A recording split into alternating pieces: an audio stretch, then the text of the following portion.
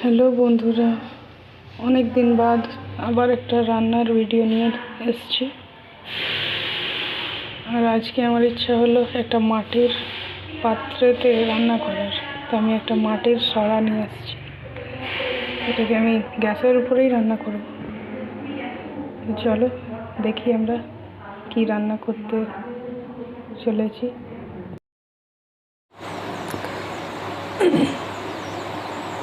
বেশ কিছুটা পরিমাণে আমি দিয়ে দিয়েছি এটাতে সরষে তেল।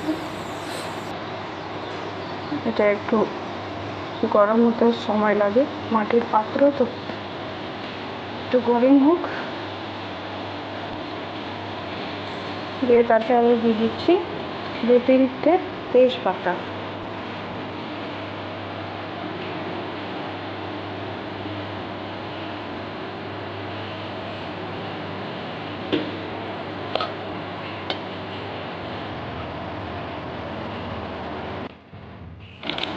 তেলটা এবার একটু গরম হয়ে এসছে, আমি তাতে খানিকটা কুচনো পেঁয়াজ দিয়ে দিচ্ছি। এটা পরিমাণ মতো 2টো পেঁয়াজ দিয়েছি। আর সব পেঁয়াজটা দেওয়া হয়ে গেছে, এবার একটু লাল লাল করে পেঁয়াজটাকে ভাজতে হবে।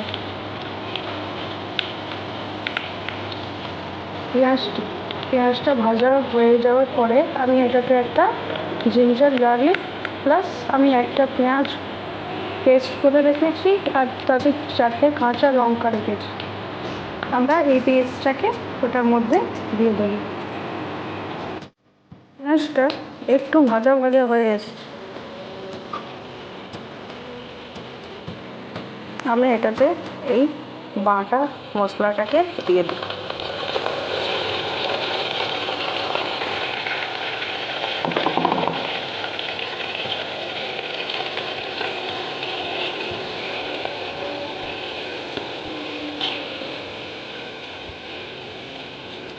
এবার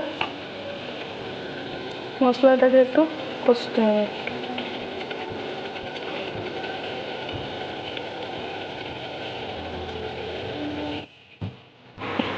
এবার আমি যে মশলাটা দিয়েছিলাম ওটা প্রায় ভাজা ভাজা হয়ে গেছে, আমি এটাতে ম্যারিনেট করার চিকেনটা দিয়ে দিচ্ছি।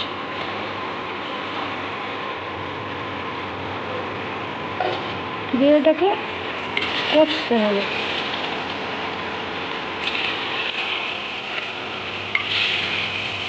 এটা ভালো করে কষা হয়ে যাক, তারপরে আমি এটাকে একটু একটু করে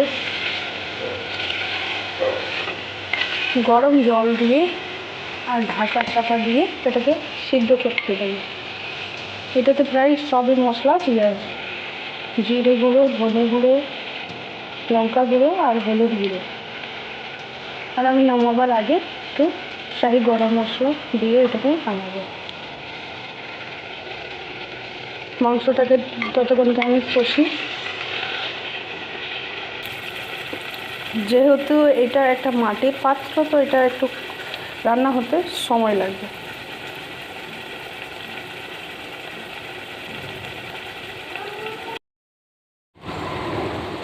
আমি এটাতে স্বাদ মতো নুন দিয়ে দিয়েছি, দিয়ে এটা এইভাবেই কষতে থাকতে হবে।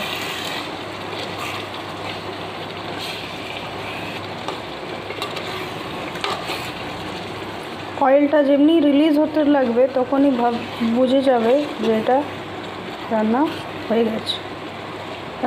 এটা আমাদেরকে ফ্রাইড রাইসের সাথে খেতে হবে বলে আমি একটু গা মাখা মাখা করছি, কিংবা ভাতের সাথে রান্না করলে একটু ঝোল লাগবে।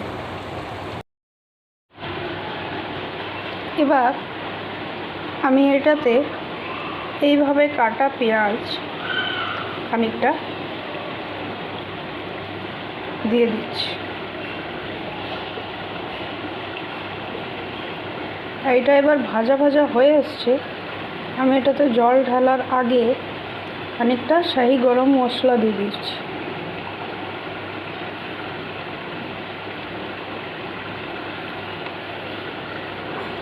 দিয়ে এটাকে আরেকবার নাড়াচাড়া করে দিচ্ছি।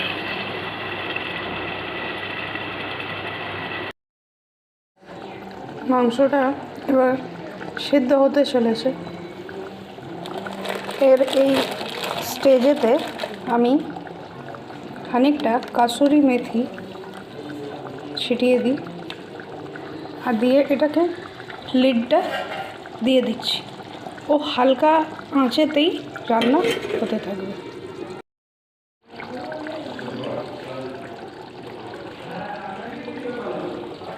এটা হলো আমার মাংসর ফাইনাল লুক।